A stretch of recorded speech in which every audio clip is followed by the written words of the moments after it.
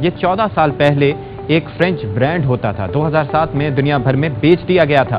Continental biscuit France میں ہمارے پیارے رسول صلی اللہ علیہ وآلہ وسلم کی شان میں کیے جانے والے گستاخانہ عمل کی پرزور مذمت کرتا ہے. ملک بھر کے نیوز چینلز اور پرنٹ میڈیا نے اس بات کی تحقیق کرتے ہوئے کانٹیننٹل بسکٹس لمیٹڈ اور لو برانڈ کے موقف کی تائید کی ہے، اور اس بات کی نہ صرف میڈیا بلکہ علماء کرام اور تکنیکی ماہرین نے بھی تحقیق کے بعد تائید کی ہے. جامعہ نعیمیہ لاہور.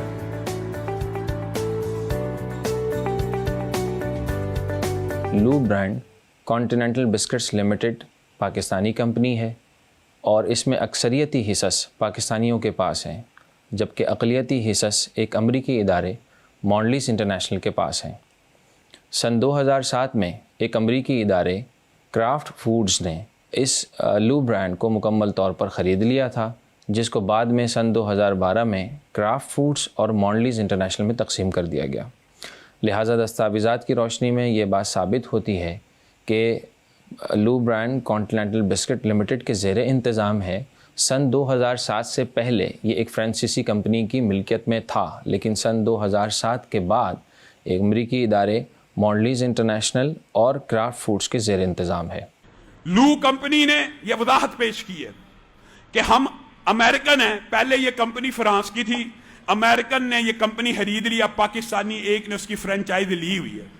یہ وضاحت ویکیپیڈیا پہ علماء نے تحقیق کی، اس بات کو درست مانا. فرانسیسی مصنوعات کے بارے میں نے کچھ ریسرچ کی، اور یہ ریسرچ کرنے کے بعد میں اس نتیجے پر پہنچا ہوں تمام ڈاکومنٹس اور تمام شواہد دیکھنے کے بعد کہ کانٹیننٹل بسکٹس کا جو برانڈ ہے لو، اس کا ملکیت کے حوالے سے فرانس سے کوئی تعلق نہیں ہے. جو اس وقت دستیاب شواہد اور معلومات اور ڈاکومنٹس ہیں جن کو میں دیکھ سکا ہوں پاکستان کے اندر اور پاکستان کے باہر سے جو موجود ہیں، ان کی بنیاد پر میں یہ بات کہہ سکتا ہوں پوری وثوق سے اب تک کہ کانٹیننٹل بسکٹ کی ملکیت میں یا اس کے برانڈز کی ملکیت میں فرانس کا کوئی اس وقت کوئی عمل دخل نہیں ہے. ہمارے سامنے لیو والا معاملہ کافی عرصے سے چل رہا ہے.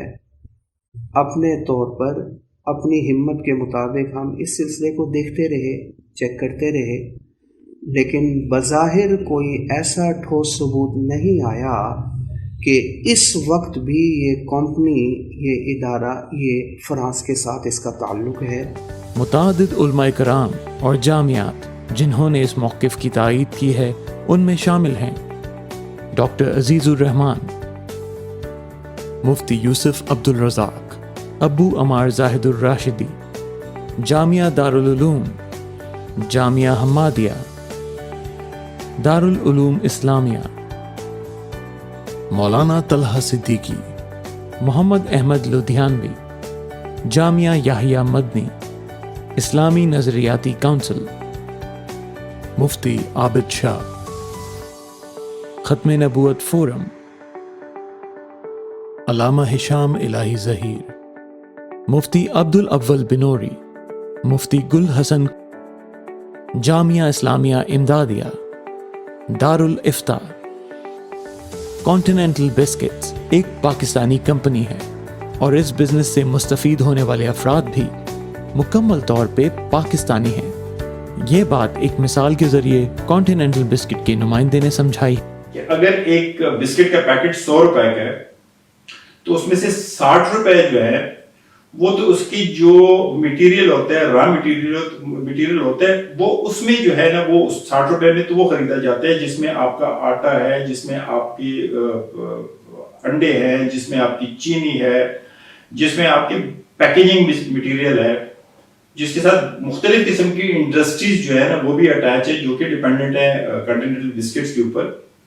جو باقی رہتے تھے 40% میں سے 30% جو ہے نا وہ آپ کے اوور ہیڈ جو فیکٹری چلا رہے ہیں اس میں گیس کا بل آ گیا، آپ کے جو لیبرز کی سیلریز آ گئی ہیں، اس میں پلانٹ کے چلانے کے لیے جو بھی اس میں ایکسپینڈیچر ہوتے ہیں وہ سے ہوتے ہیں، اور اس میں آپ CSR بھی کر رہے ہیں. اب رہ جاتے 10 روپے. وہ 10 روپے میں 5.5 جو ہے وہ ہمارے پاس آ جاتے ہیں اور 4.5 جو ہے وہ مونڈلیز کے پاس چلے جاتے ہیں.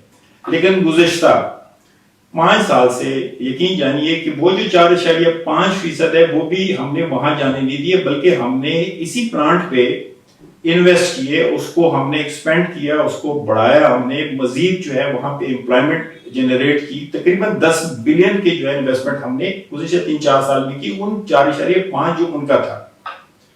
तो तकरीबन 95% जो फायदा है वो हमारे पाकिस्तान को है। बॉयकॉट के सिलसिले में मुफ्ती अहमद अफनान साहिब ने इस्लामी नुक्ता नज़र पेश किया। ये चीज़ें हमें सिर्फ जज्बा जोश और गम गुस्सा से नहीं करनी चाहिए। जज्बा जोश गम गुस्सा होना ज़रूरी है, लेकिन अकल के नीचे हो। अगर वो अकल से ऊपर चला जाएगा वो हमें अपने नुकसान देगा और वो कुल्हाड़ी हम घुमा कर अपने ऊपर मार रहे होंगे। कुरान की एक आयत मेरे जहन में कब से आ रही थी, अल्लाह ने फरमाया जाकुम फासिकुम बिनबाइन फतबय्यनु, अगर कोई खबर आए तो तहकीक कर लिया करो। जी अच्छा, ऐसा ना, अगर तहकीक नहीं करोगे तो नुकसान क्या होगा? अल्लाह फरमा रहे अन तुसीबू कौमम बिजहालतिन फतुस्बिहु अला मा फालतुम नादिमीन, नादिमीन, कि तुम अपने किसी भाई को नुकसान पहुंचाओगे और कल जो तुम्हें पता लगेगा तुम नादिम होगे।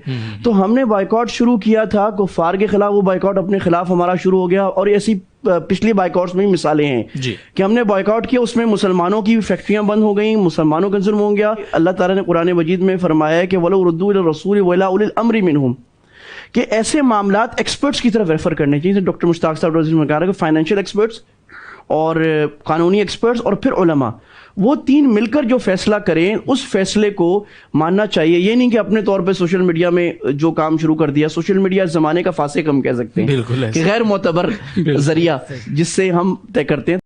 शुक्रिया।